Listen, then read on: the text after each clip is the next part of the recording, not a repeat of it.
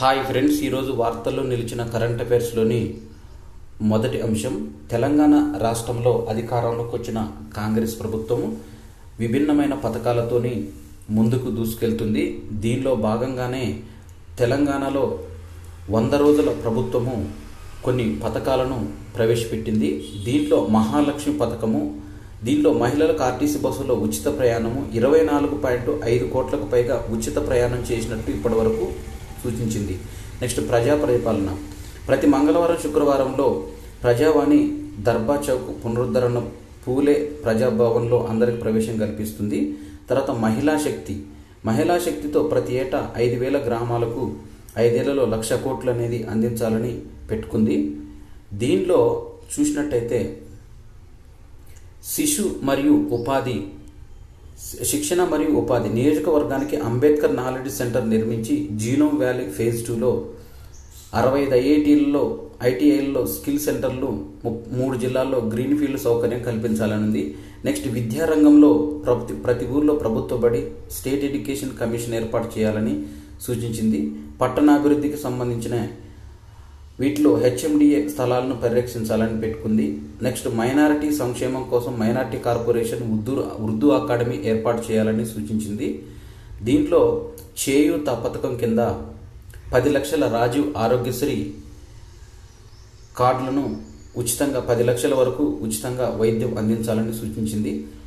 ఉద్యోగ నియామకాలకు టీఎస్పీఎస్ నూతన కమిషన్ ఏర్పాటు చేసి 28,000కు పైగా నియామకాలు భర్తీ చేసి 563 పోస్టులతో గ్రూప్ 1, 11,062 మెగా డిఎస్సి, 2,008 డిఎస్సి అభ్యర్థులకు ఉద్యోగాలు, మహిళలకు 33% సమాంతర రిజర్వేషన్లు అమలు చేసింది. తర్వాత పరిశ్రమలు, పెట్టుబడులకు సంబంధించి 40,032 కోట్ల పెట్టుబడులు, 300 ఎకరాల్లో జీనోమ్ వ్యాలీ ఫేజ్ 2 సూచించింది. నెక్స్ట్ మౌలిక రంగాల కోసం నూతన పారిశ్రామిక వాడలు ఏర్పాటు చేసింది. అదేవిధంగా ఆరోగ్య తెలంగాణ కోసం 10 లక్షల రాజీవ్ ఆరోగ్యశ్రీకి ఉచిత వైద్యం అనేది అందిస్తుంది. బీబీనగర్ ఎయిమ్స్లో పూర్తిస్థాయి వైద్య సేవలు, డ్రగ్ పైన ఉక్కుపాదం. తర్వాత సాంస్కృతిక రంగానికి సంబంధించిన అధికారికంగా గద్దర్ జయంతిని నిర్వహించాలని, పద్మశ్రీ అవార్డు గ్రహీతలకు 25 లక్షలు, 25,000 పెన్షన్, గద్దర్ విగ్రహం ఏర్పాటుకు చర్యలు, కవులు కళాకారులతో గద్దర్ అవార్డులు ఇవ్వాలని సూచించింది. అదేవిధంగా గృహజ్యోతి పథకము, మనకి తెలంగాణలో 200 యూనిట్లు వరకు ఉచిత విద్యుత్ అనేది పెట్టింది. దీని ద్వారా 41.78 లక్షల మందికి లబ్ధి చేకూరుతుంది. ఉద్యోగులకు అండగా ప్రభుత్వం నిలవాలని, ఉద్యోగులకు మొదటి నెలనే జీతం శాలరీస్ అకౌంట్లో పడేటట్టు, అదేవిధంగా ఆర్టీసీ ఉద్యోగులకు 21% ఫిట్మెంట్ చేయాలని జీవో 317/46 పైన క్యాబినెట్ సబ్ కమిటీలు నిర్వహించింది. సింగరేణి కార్మికులకు 1 కోటి ప్రమాద బీమా. నెక్స్ట్ వ్యవసాయ రంగంలో రైతులకు పెట్టుబడి సాయం, రైతు కమిషన్ ఏర్పాటు, నారాయణపేట కొడంగల్ లిఫ్ట్ ఇరిగేషన్, పంటల బీమా పథకం, ధరణి పోర్టల్ ప్రక్షాళన, 1,00,000కు పైగా ధరణి సమస్యలు, కౌలు రైతుల రక్షణ చట్టం తేవడానికి 97 కోట్లతో రైతు నేస్తం అనేది ఏర్పాటు చేసింది. అదేవిధంగా వెనకబడిన వర్గాల అభ్యున్నతి కోసము కులాల వారీగా 17 కార్పొరేషన్లను ఏర్పాటు చేసింది. కులగణనకు ఆమోదం, గిరిజన కార్పొరేషన్లను ఏర్పాటు చేసింది. నెక్స్ట్ గ్రామీణ అభివృద్ధి కోసము రోడ్డు లేని 422 గ్రామాలకు 3,177 ఆవాసాలకు తార్ రోడ్లను ఏర్పాటు చేయాలని సూచించింది. నెక్స్ట్ మహాలక్ష్మి పథకంలో భాగంగా 500 రూపాయలకే గ్యాస్ సిలిండర్లను అందించాలని, దీని ద్వారా 40 లక్షల మందికి పైగా లబ్ధి చేకూరుతుంది. దీంట్లో నెక్స్ట్ ఇందిరమ్మ ఇల్లులో 22,500 కోట్లతో ఇందిరమ్మ ఇళ్ల పథకాన్ని ప్రారంభించారు. దీంతో 4.5 లక్షల మందికి ఇందిరమ్మ ఇళ్లను అందజేయాలని టార్గెట్ పెట్టుకుంది. దీంట్లో తెలంగాణ చిహ్నాలకు సంబంధించిన కొన్ని మార్పులు చేర్పుల్ని సూచించింది. మనకు తెలంగాణ ఉద్యమ సమయంలో అందరూ వెహికల్స్ పైన టీజీ అని రాసుకున్నారు. దాన్నే అమలు చేయాలని టీఎస్ స్థానంలో టీజీని ప్రవేశపెడుతుంది కాంగ్రెస్ గవర్నమెంట్. వాహనాల రిజిస్ట్రేషన్లో మార్పు. రాష్ట్ర గీతంగా జయ జయ హే తెలంగాణను రాష్ట్ర గీతంగా అమలు చేస్తుంది. ప్రభుత్వ అధికారిక చిహ్నాల్లో కొన్ని మార్పులు చేయాలి, తెలంగాణ విగ్రహంలో కూడా కొన్ని మార్పులు చేయాలని పెట్టుకుంది కాంగ్రెస్ ప్రభుత్వం. ఢిల్లీ మద్యం కేసుకు సంబంధించిన లిక్కర్ కేసుల్లో కీలక పరిణామం చోటు చేసుకొని మనీ లాండరింగ్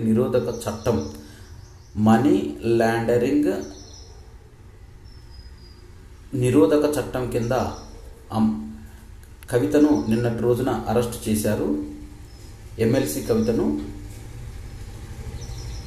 నేడు కేంద్ర ప్రభుత్వము 18వ లోక్సభకు సంబంధించిన ఎన్నికల నగారా నేడు విడుదల కానుంది. మధ్యాహ్నం 3 గంటలకు ఎలక్షన్ కమిషన్ సార్వత్రిక షెడ్యూల్ను విడుదల చేసింది. ఇది 18వ లోక్సభకు సంబంధించిన ఏపీ సహా 4 రాష్ట్రాల అసెంబ్లీలకు తేదీలను కూడా ప్రకటిస్తుంది. దీనికి సంబంధించి చీఫ్ ఎన్నికల సంఘం ప్రధానాధికారి రాజీవ్ కుమార్, మిగిలిన 2 కమిషనర్లు జ్ఞానేష్ కుమార్, సుఖ్బీర్ సింగ్ల సందులతో పాటు వీరు 18వ లోక్సభకు సంబంధించిన వివరాలను వెల్లడి చేస్తారు.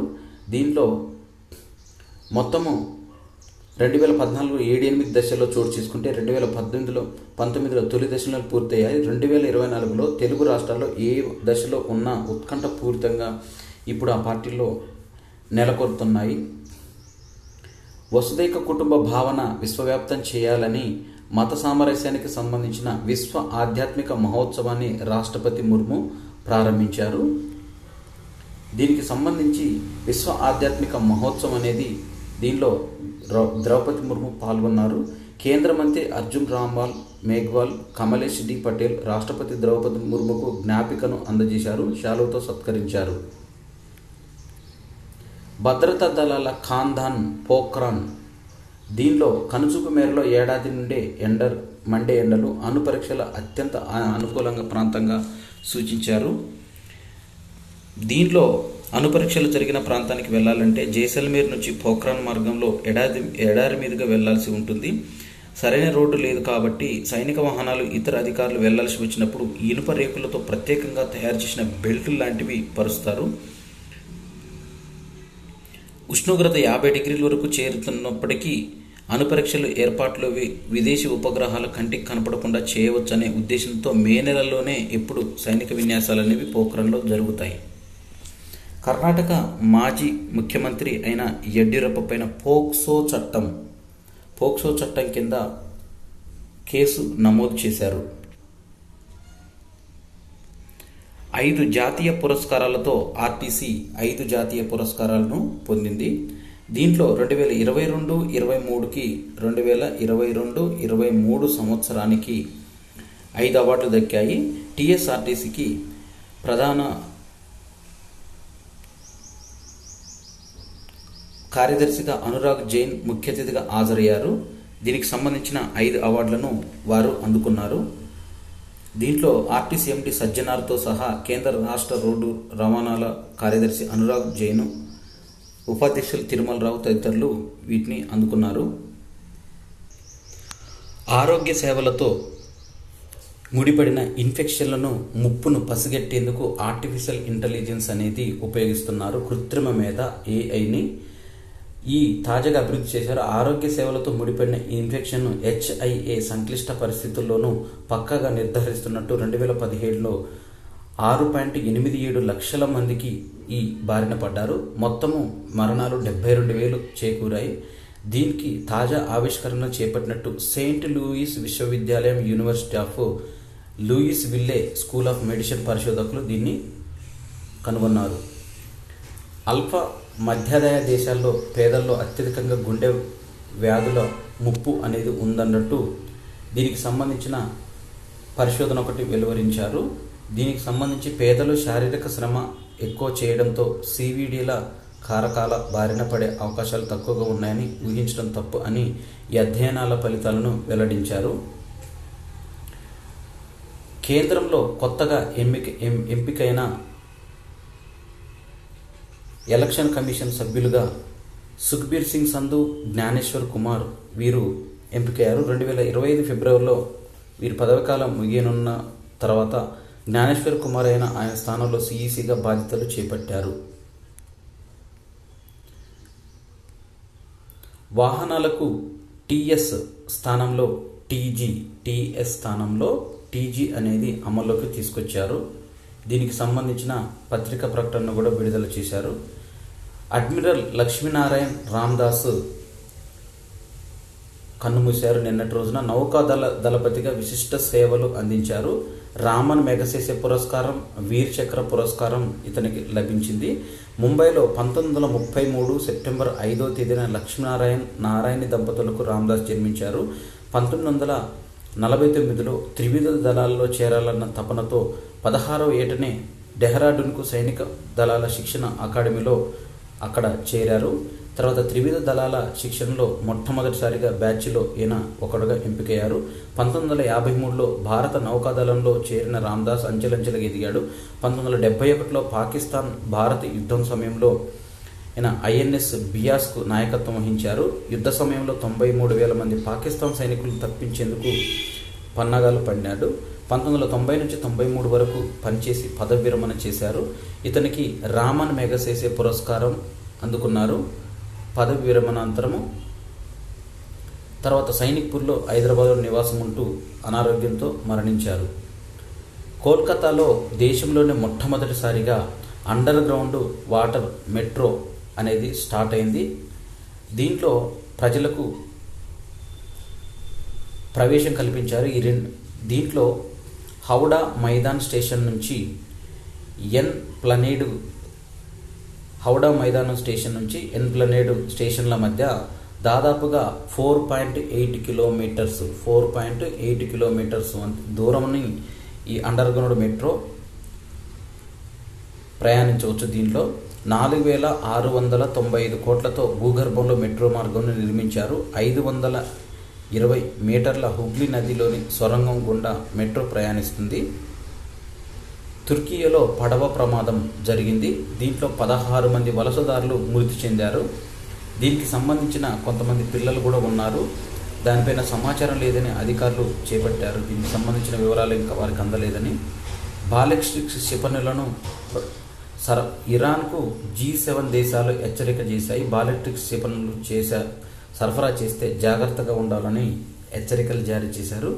దీంతో స్వల్ప బాలిస్టిక్ క్షిపణులను కొన్నట్టు ఇటీవలగానే వార్తలు వచ్చాయి. దీనికి సంబంధించిన బైడెన్ యంత్రాంగం అప్రమత్తమయ్యి వీరికి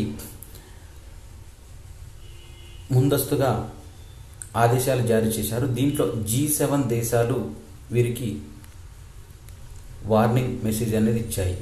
భూటాన్ భాగస్వామ్యం తమకు ఎంతో విలువైనదంటూ రాష్ట్రపతి ద్రౌపది ముర్ము భూటాన్ ప్రధాని షెరింగ్ తోబ్గేతో సమావేశమయ్యారు. దీనికి సంబంధించి తమ దేశ అభివృద్ధిలో భారత్ది విశ్వసనీయమైన పాత్ర అంటూ భూటాన్ ప్రధాని తోబ్గేతో పేర్కొన్నారు. మోదీతో చర్చలు జరిపిన విషయం, అదేవిధంగా ప్రధాని మోదీని తోబ్గే ఆహ్వానించారు. భూటాన్ పర్యటించే అవకాశం ఉన్నట్లు కూడా తెలుస్తుంది. రష్యాలో మొదలైన అధ్యక్ష ఎన్నికల్లో మళ్ళీ పుతిన్కే దేశ పగ్గాలు చేపట్టాలని ప్రజలు భావిస్తున్నారు. మొత్తం 11.2 కోట్ల మంది ఓటర్లు ఉన్న వీటిలో 2 దశాబ్దాల పాటు అధికారంలో కొనసాగుతున్న 71 ఏళ్ల పుతిన్ ఈసారి నెగ్గితే 2030 వరకు అధ్యక్ష పదవిలో ఉంటారు. దీంట్లో లిబరల్ డెమోక్రటిక్ పార్టీకి చెందిన లియోనిడ్ స్కట్లీ, న్యూ పీపుల్ పార్టీకి చెందిన వ్లాడిస్లావ్ డయాంకోవ్, కమ్యూనిస్టు పార్టీకి చెందిన నికోలై కరితో పోటీలో ఉన్నారు. రష్యా ఎన్నికలు కేరళలోనూ జరుగుతున్నాయి. రాష్ట్రంలో నిర్వహించే రష్యా పౌరుల కోసం తిరువనంతపురంలోని రష్యన్ హౌస్లో ఈ ఎన్నికలు జరుపుతున్నారు. తమ అందము ప్రతిభతో అందరినీ మంత్రముగ్ధులు చేసిన తార మధుబాల జీవితాన్ని తెరకెక్కిస్తున్నారు ఆమె బయోపిక్తోని. దీనికి దర్శకురాలు జస్మిత్ కే రీన్, అలియా భట్ నటించిన డార్లింగ్స్ చిత్రంలో దర్శకురాలుగా పరిచయం అయ్యారు జస్మిత్. ఆమె మధుబాల జీవితాన్ని తెరకెక్కిస్తున్నట్లు వార్తల్లోకి ఎక్కింది ఈ అంశం. పునరుత్పాదక ఇంధన ప్రాజెక్టుల కోసము RECతో బెల్ ఒప్పందం భారత్ హెవీ ఎలక్ట్రికల్ లిమిటెడ్ ఒక ప్రత్యేక పెట్టుబడిని ఒప్పందాన్ని చేసుకుంది. దీనికి సంబంధించి 10 మెగావాట్ లేదా అంతకంటే ఎక్కువ పునరుత్పాదక ఇంధన ప్రాజెక్టుల కోసము బెల్ ఇంజనీరింగ్ వైద్య నిపుణులు ఇందుకు తోడ్పడ్డారు. దీనికి సంబంధించిన వాణిజ్య పారిశ్రామిక విభాగాల్లో విద్యుత్ అవసరాలు తీర్చేందుకు SPV కృషి చేయనుంది. బెల్ చైర్మన్ ND కొప్పు సదాశివరావు ఈ విషయాలను తెలిపారు. ఇక రంజీ ట్రోఫీకి సంబంధించిన ముంబై జట్టు గెలుచుకుంది. వాంకడే స్టేడియంలో 2024 మార్చి 14 జరిగిన ఫైనల్లో ఆ జట్టు 169 పరుగుల తేడాతో విదర్భపై విజయం సాధించింది. 90 ఏళ్ల రంజీ చరిత్రలో ముంబైకి ఇది 42వ టైటిల్. మొత్తం 48 సార్లు ఈ జట్టు ఫైనల్కు చేరింది. ముంబై జట్టుకు చెందిన Musheer Khan player of the match అవార్డును, Tanish Kotian player of the tourney award లభించాయి. మాజీ ఐఏఎస్ అధికారి జ్ఞానేష్ కుమార్, సుఖ్బీర్ సింగ్ సంధు కేంద్ర ఎన్నికల కమిషనర్గా ఎంపికయ్యారు. ప్రధాని మోదీ నేతృత్వంలో కమిటీ 2024 మార్చి 14న వీరి పేర్లకు ఆమోదించింది. ఎన్నికల కమిషనర్ అరుణ్ గోయల్ మార్చి 8న రాజీనామా చేయడంతో మరో కమిషనర్ అనూప్ చంద్ర పాండే పదవీకాలం ఫిబ్రవరి 14న ముగియడంతో ఎన్నికల సంఘంతో ఏర్పడిన 2 ఖాళీలు కేంద్ర ప్రభుత్వం వీరిద్దరిని భర్తీ చేసింది. ఐక్యరాజ్య సమితి మానవాభివృద్ధి సూచిని విడుదల చేసింది. 2022లో భారత్ 134వ స్థానంలో నిలిచింది. ఈ సూచీలో మొత్తం 193 దేశాలున్నాయి. 2021 సూచీలో 191 దేశాలకు మన ఇండియా 135 ర్యాంకులో ఉంది. భారత నౌకాదళం అమలు పరిధిలో యాంటీ సబ్మెరైన్ వార్ఫేర్లు ఉపయోగించి 2 అత్యాధునిక యుద్ధ నౌకలు 2024 మార్చి 13న చేరాయి. వీటికి ఐఎన్ఎస్ అగ్రే, ఐఎన్ఎస్ అక్షయల పేర్లు పెట్టారు. 77.6 మీటర్ల పొడవు, 10.5 మీటర్ల వెడల్పుండే ఈ నౌకలు 25 నాట్స్ గరిష్ట వేగంతో ప్రయాణిస్తాయి. ఉమెన్ ప్రీమియర్ లీగ్ అనే మ్యాచ్ దీంట్లో ఫైనల్కు ఎంపికైంది బెంగళూరు జట్టు. ఎలిమినేటర్లో ముంబై ఓడిపోయింది. రాణించిన ఫెర్రీ, శ్రేయాంక. దీంట్లో ఒకసారి స్కోర్ చూసినట్టయితే బెంగళూరు స్కోరు మొత్తం 20 ఓవర్లలో 6 వికెట్ల నష్టానికి 135 పరుగులు చేశారు. ముంబై ఇండియన్స్ మొత్తం 20 ఓవర్లలో 6 వికెట్ల నష్టానికి 130 పరుగులు చేసింది. ఇక నిమిషంలో ఓవర్ మొదలు పెట్టకపోతే T20లతో పాటు వన్డేల్లో ఈ నిబంధన అనేది కొన్ని నెలలుగా ఐసీసీ ప్రయోగాత్మకంగా అమలు చేస్తున్న క్లాక్ నిబంధన అధికారికంగా కానుంది. జూన్ నెలలో మొదలయ్యే T20 ప్రపంచ కప్లో ఈ నిబంధన అమల్లోకి తీసుకురావాలని ఇంటర్నేషనల్ క్రికెట్ కౌన్సిల్ ప్రకటించింది. T20లతో పాటు వన్డేలో ఈ నిబంధనను తీసుకురావాలని చూసింది. ఏప్రిల్ చివరి వరకు ప్రయోగాత్మకంగా పరిశీలన కొనసాగించాలని ఈ నిబంధనలు ఇప్పటికే అమల్లోకి వచ్చాయి. స్టాప్ క్లాక్ నిబంధన ప్రకారం 1 ఓవర్ ముగిశాక నిమిషం వ్యవధిలోనే ఇంకో ఓవర్ మొదలు పెట్టాలి. కొత్త బ్యాటర్ రావాల్సినప్పుడు, డ్రింక్స్ విరామం తీసుకున్నప్పుడు, ఏదైనా కారణంతో అంపైర్లు ఆటని ఆపినప్పుడు తప్ప దీనికి మినహాయింపు లేదు. నిమిషానికి మించి వ్యవధి తీసుకుంటే 2 సార్లు హెచ్చరికతో సరిపెడతారు. 3వసారి కూడా సమయం మించితే బౌలింగ్ జట్టుకు 5 పరుగులు పెనాల్టీ విధిస్తారు. దీంతో ఈ స్టాప్ క్లాక్ నిబంధనలో వన్డేలో దాదాపు 20 నిమిషాల సమయం వృధా అవుతున్నట్టు ఐసీసీ వెల్లడించింది. T20 ప్రపంచ కప్లో సెమీఫైనల్తో పాటు ఫైనల్కు రిజర్వ్ డేని కేటాయిస్తూ ఐసీసీ నిర్ణయించింది. అమెరికన్ వెస్టిండీస్ వేదికగా జరిగే 2024 T20 ప్రపంచ కప్ జూన్ 2న మొదలై 29 ముగిస్తుంది. దీనికి కూడా ఈ నిమిషం నిబంధన అనేది అమల్లో పెడతారు. ఇవి మార్చి 16, 2024కు సంబంధించిన కరెంట్ అఫైర్స్. ఈ వీడియో నచ్చినట్టయితే లైక్ చేయండి, షేర్ చేయండి, కామెంట్ చేయండి. నా ఛానల్ సబ్స్క్రైబ్ చేసుకోవడం ద్వారా నేను చేసే వీడియోస్ అన్నీ మీకు నోటిఫికేషన్ రూపంలో వెలువడతాయి. Thanks for watching.